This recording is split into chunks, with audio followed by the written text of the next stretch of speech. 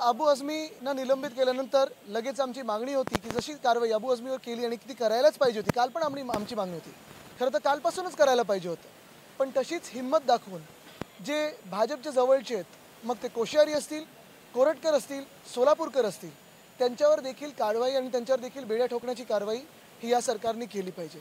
आपण पाहतोय की काल औरंगजेबाची प्रशंसा केली आणि काल आम्ही जी मागणी करत होतो निलंबित करा ती काल नाही ऐकली, पण भाजपचं स्वतःचं राजकारण चालवायचं आणि स्वतःला अडचणीत हाऊसमध्ये आणायचं नाही, पण पुन्हा एकदा आज गोंधळ घालून आज भाजपने ते केलं. आमची तर मागणी कालच करण्याची होती, पण त्याही पुढेकडे जाऊन आम्ही जो स्थगन प्रस्ताव मांडणार होतो, मग त्याच्यात कोरटकर असतील, सोलापूरकर असतील, कोश्यारी असतील, त्यांनी तर थेट छत्रपती शिवरायांचा अपमान केलाय, महात्मा ज्योतिबा फुलेंचा अपमान केलाय, सावित्रीबाई फुलेंचा अपमान केलाय.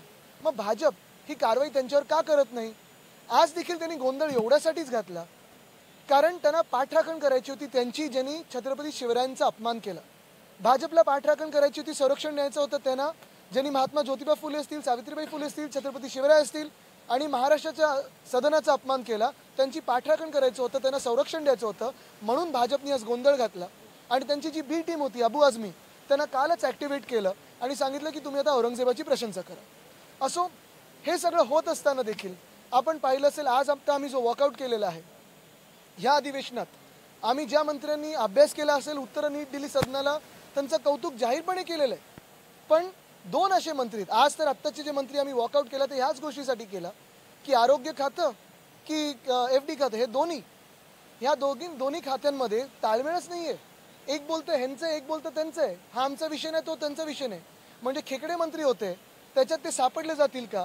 त्यांना संरक्षण द्यायला हे खेकड्यांसारखे एकमेकांचे पाय खेचत होते आणि आडवाआडवी करत होते.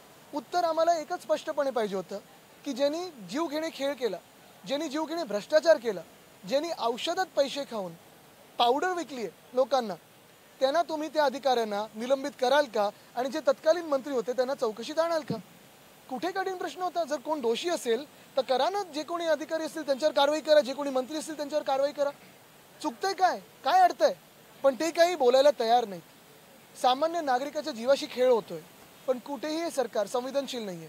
तसंच दुसरे ते गुलाबराव पाटील बरोबर आहे, ते देखील टपोरी मंत्री असल्यासारखे उत्तरं देतात.